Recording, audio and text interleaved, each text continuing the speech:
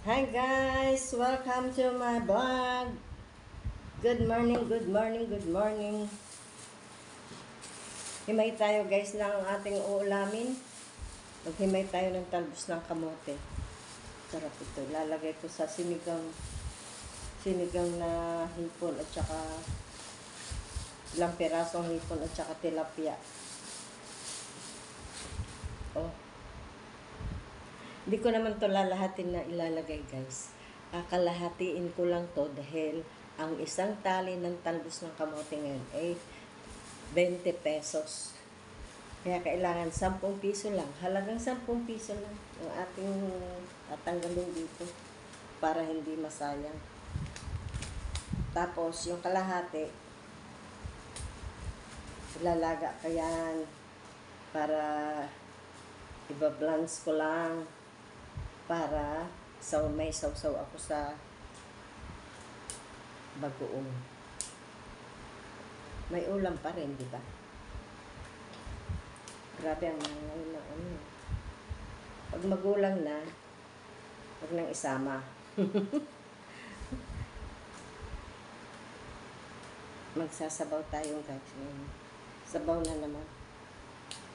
Imbis na kangkong, talbos ng kamote, mas gusto ko. Tapos itatanim natin itong matitira doon sa nilinisan nilang garden. Ako ngayon ang makikitanim.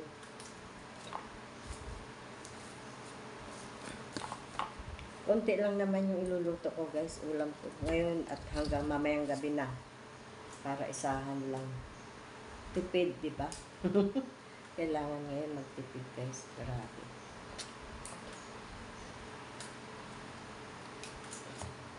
Importante ay kakainin.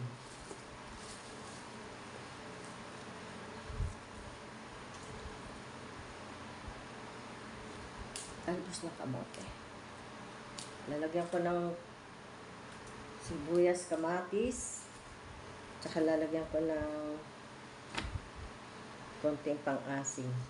Kalamansi siguro or sinigang mix. Konti lang naman, konting asim lang. Ayaw ko naman sobrang asim na yung hindi mo na mahigop yung sabaw sa asim.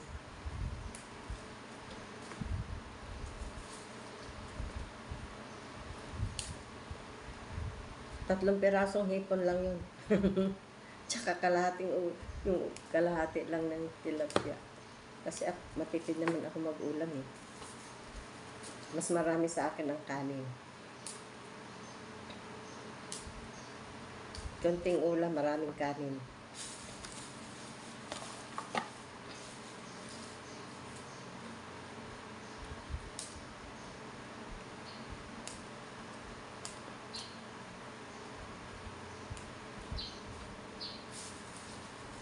Mekos-mekos na luto lang. Basta gusto ko sa isda. Mas gusto ko yung talbos ng kamote na ilalagay. Kung walang talbos, kangkong.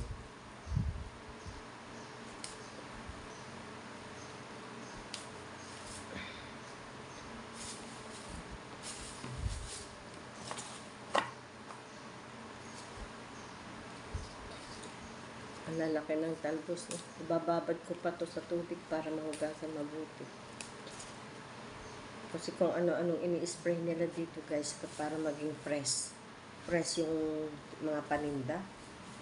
May chemical silang ini-spray. Ihahalo nila sa tubig para maging fresh yung ano.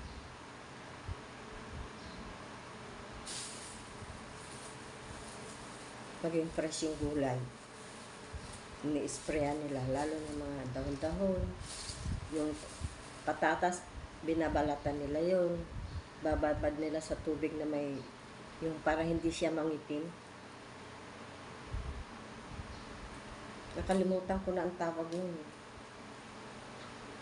Kaya kailangan yung mga binibili natin, huhugasan natin ng mabuti. Lalo na yung mga may balat na, nabalatan na. Carrots, binabalatan na nila. Patatas. Nahaluan nila yun ng chemical para hindi mangitim. Maganda-ganda itong talbos na kamote na nabili ko ngayon. Bakit ko alam, guys? Kasi nagtinda rin ako dati sa Alabang. Pero hindi ako nag-i-spray. Nakikipwesto ako dun sa pwesto ng kapatid ko dati. Hanggang ngayon, pwesto pa rin nila. Kaya lang yung mga anak na yung nagtitinda. Yung kapatid ko, nasa ano na sila. Nawit na sila ng Bisaya yung babae eh. Kaya alam ko na ganun ang ginagawa ng mga tendera. Para maging fresh, ini-sprayan nila yung mga dahon-dahon. Kaya kailangan ibababad pa ito. O, diba guys? Kunti lang, papakita ko sa inyo kung yung aking iluluto na ano.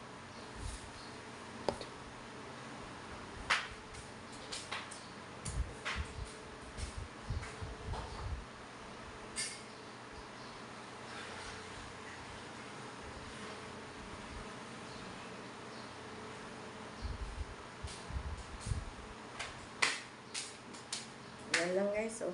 Oh. Yan lang. Ako lang naman kakain eh. Oh. May sili. May kamati. Sibuyas na lang ang wala. Huhugasan ko pa to.